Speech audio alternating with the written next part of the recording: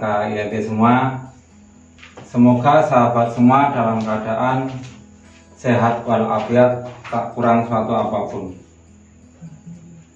Untuk part kali ini saya akan menjelaskan tentang konsep safety tank 2 lubang. Sebenarnya kalau konsep ini saya tidak sarankan untuk konten-konten saya, tapi bagaimana ya, dari subscriber saya itu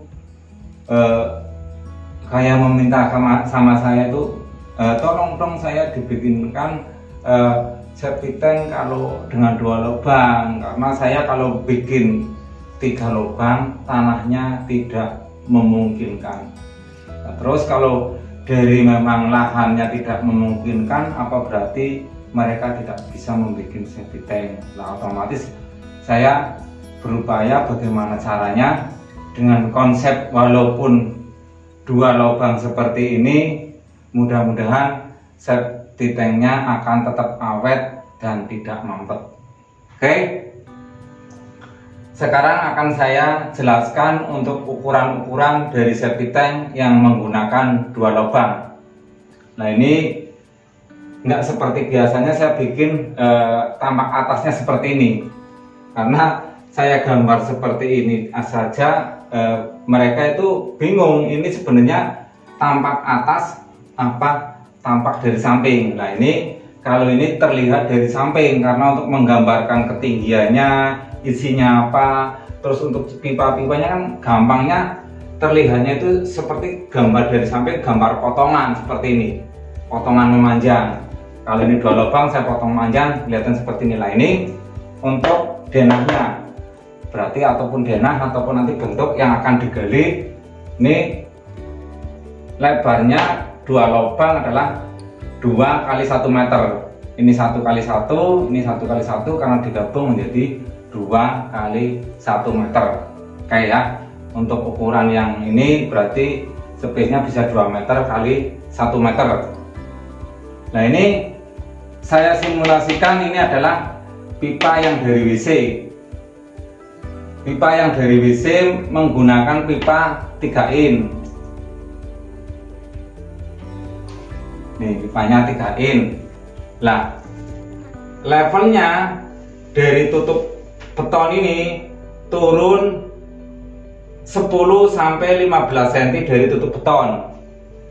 Ataupun kalau yang seumpama level untuk safety tanknya ini lebih rendah jauh dari level lantai rumah, boleh nanti tinggal ini pipanya, nah lewatnya sini atasnya gini, nah seperti itu ya kan, boleh seperti itu.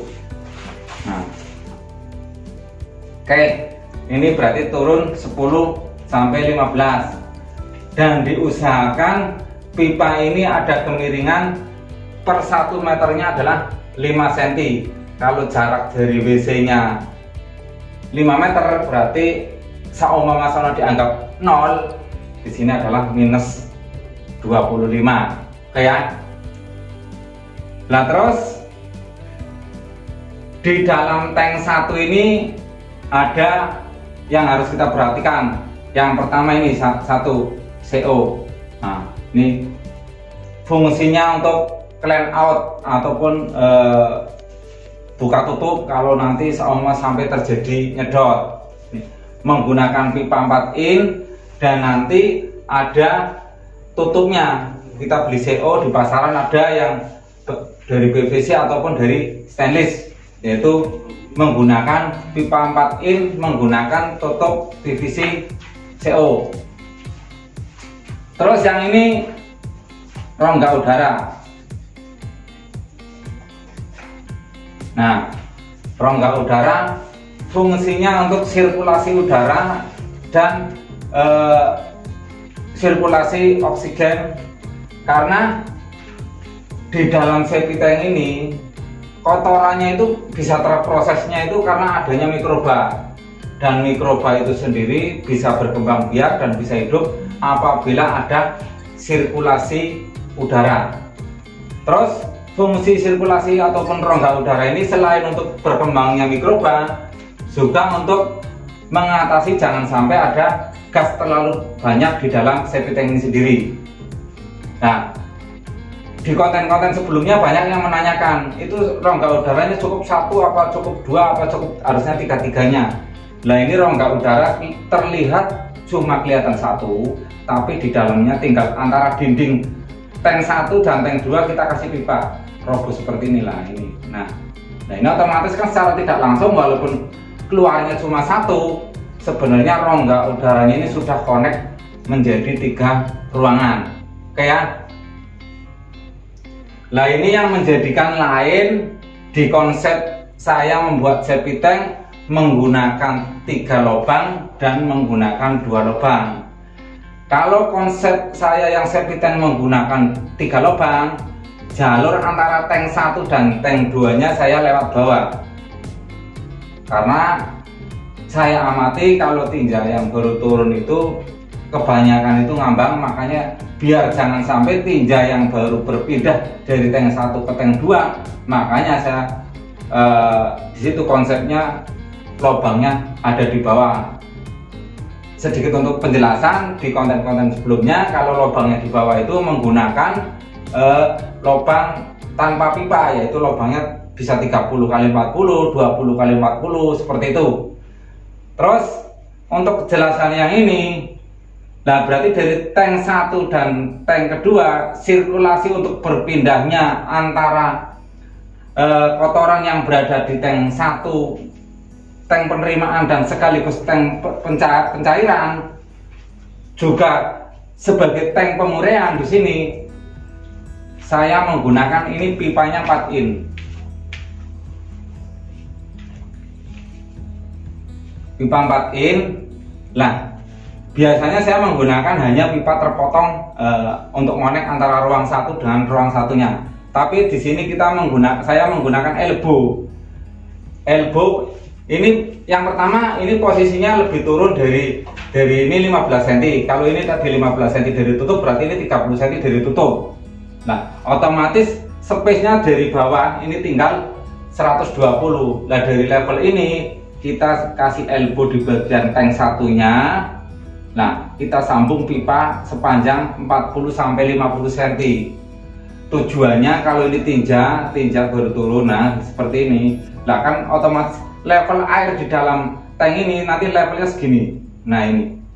Nah, level airnya segini. Setinggi dari pipa yang di sini bisa out antara tank 1 dan tank 2. Nah, setelah di sini sama ini kotoran tinjanya di sini, berarti tinja yang baru turun dia akan masih tetap di posisi atas, karena untuk sirkulasi dari tank 1 ke tank 2 nya saya tambah dengan pipa manjang ke bawah. Nah, sekitar 40-50 cm. Otomatis di level tengah-tengah ini berarti ini tinja yang kondisinya setengah hancur, masih berat, dan ini yang masih baru, dan di sini yang sudah agak jernih dia akan berpindah ke tank nomor 2. Oke, CO, clean out, rongga udara, ruang ini jalur pipa untuk berpindahnya dari tank 1 dan tank 2 sudah saya jelaskan.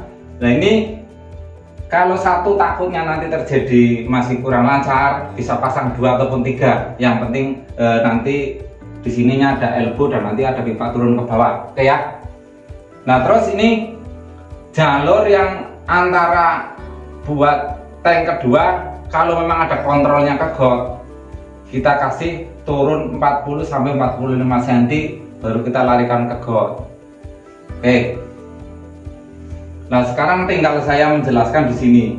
Ini kemarin yang banyak menanyakan di konsep-konsep saya sebelumnya, di konten-konten saya sebelumnya, di tank nomor 3 dan di sini terlihat sebagai tank nomor 2, isinya apa saja, ijuknya berapa tebal, pasirnya berapa. Nah, ini untuk sedikit keterangan, di tank satunya ini kan berarti sebenarnya kalau di konsep sebelumnya kan ada tank 1 dan tank 2 itu ruangannya diplaster rapi semua, termasuk sama lantai-lantainya, biar tidak sampai meresap airnya, karena mikroba akan bisa menguraikan kotoran kalau memang tercampur dengan air. Nah, di tank nomor 2 ini bawahnya tidak usah dibelur, dan di samping-sampingnya nanti ditambahkan pipa untuk membantu peresapan. Dinding-dindingnya tetap diplaster jelaji nggak apa-apa, tapi yang bagian bawahnya tidak dibelur. Nah, ini kita bijak terhadap lingkungan, diusahakan di tank peresapannya ini, di paling dasarnya ini dikasih pasir setebal 10 cm. Setelah dikasih pasir setebal 10 cm, baru kita hamparkan hijau. Kita beli 5 ikat, 6 ikat, nanti dihampar kurang lebih kalau dilihat itu tebalnya itu 5 cm, kalau yang bagus lagi sampai 10 cm. Nah, terus untuk mengantisipasi biar jangan sampai nanti ijuk yang bagian bawah dia akan terangkat kalau terisi air, kita tutup lagi dengan pasir, bisa 5 cm, bisa 10 cm. Nah, kemudian baru kita isi dengan batu kali. Nah, ini batu kali, ijuk sama pasir. Ini fungsinya yang pertama untuk membantu menjernihkan air nanti waktu dalam peresapan, yaitu nanti diupayakan mudah-mudahan dengan adanya disiasatin seperti ini, nanti bakteri patogennya itu tidak ikut meresap terbawa air, nantinya tidak akan mengurangi kualitas air lingkungan, tidak bikin kontaminasi, gitu kan. Nah, terus ini batu-batunya kita isi kurang lebih ketinggian 70-80 cm, ataupun nanti dikira-kira sudah mendekati level pipa yang antara dari tank kedua mau kontrol ke got. Nah, nanti terakhirnya kita tutup ijuk lagi. Ini ada fungsi-fungsinya juga kawan, selain buat mengurangi dan mengantisipasi tidak terjadi terkontaminasi, tidak mengurangi kualitas air tanah, tapi ini bisa untuk membantu habitat berkembangnya mikroba itu sendiri. Oke, penjelasannya kayaknya sudah jelas, mudah-mudahan bisa dipahami, bisa bermanfaat, dan bisa dipraktekkan. Untuk sahabat-sahabat saya kemarin yang request ini, coba disimak biar jelas, mudah-mudahan bisa bermanfaat. Terima kasih, salam membangun.